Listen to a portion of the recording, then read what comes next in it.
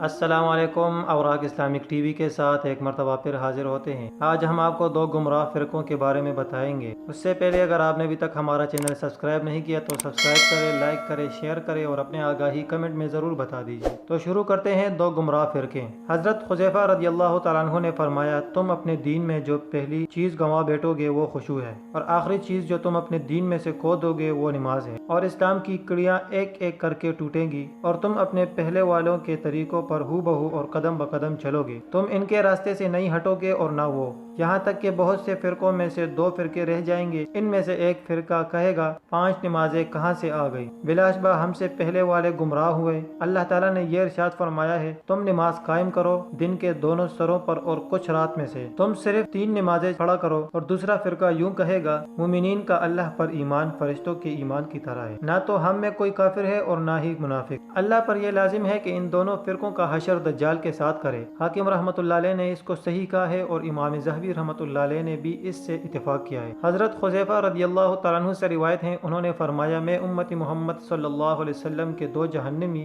گروہوں کو اچھی طرح جانتا ہوں۔ ایک گروہ کہے گا، ہم سے پہلے والے گمراہ تھے، دن رات میں 5 نمازوں کی کیا وجہ ہے، بلا شبہ نمازیں تو صرف 2 ہی ہیں، عصر اور فجر۔ اور دوسرا گروہ کہے گا، بلا شبہ ایمان تو کلام ہے، خواہ کوئی زنا کرے یا قتل کرے۔ امام حاکم رحمۃ اللہ علیہ نے اس روایت کو صحیح کہا ہے اور امام ذہبی رحمۃ اللہ علیہ نے اس سے اتفاق کیا ہے۔ فائدے میں لکھتے ہیں، ان دونوں حدیثوں میں 2 گروہوں کی پیش گوئی ہے۔ ایک گروہ 5 نمازوں کے بجائے 3 یا 2 نمازوں کا قائل ہے، اور دوسرا گروہ اس بات کا عقیدہ رکھتا ہوگا کہ ایمان تو زبان سے کلمہ پڑھنے کا نام ہے، عمل کا اس سے کوئی تعلق نہیں، یعنی کسی کا زنا کرنا یا قتل کرنا اس کے ایمان کو کوئی نقصان نہیں پہنچائے گا۔ آج یہ دونوں گروہ موجود ہیں جو خود بھی گمراہ ہیں اور دوسروں کو بھی گمراہ کر رہے ہیں۔ مشہور ٹی وی چینلز اس گمراہی کو پھیلانے میں ان سے بھی آگے ہیں۔ جو ایسے گمراہ مستشرقین کو مسلمانوں کے اندر مقبول بنا رہے ہیں، سو جان لینا چاہیے ایسے لوگ جہنم کا ایندھن بننے والے ہیں۔ تمام مسلمانوں کو ایسے مستشرقین سے دور ہی رہنا چاہیے۔ دوسرے گروہ کے اثرات مسلمانوں میں روز بروز پھیل رہے ہیں۔ لوگوں کا ہی یہی خیال ہے کہ مسلمان جو چاہے کرتا رہے، وہ ایمان سے خارج نہیں ہوتا، خواہ ان گناہوں کا ارتکاب کرے جن کے کرنے سے مسلمان ایمان سے خارج ہو جاتا ہے۔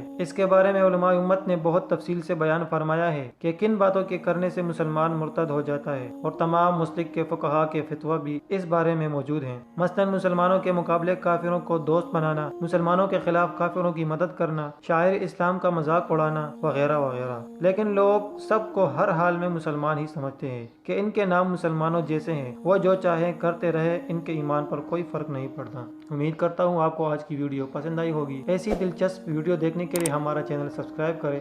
تو ملتے ہیں ایک نیکسٹ ویڈیو کے ساتھ، اجازت دیجیے، خدا حافظ۔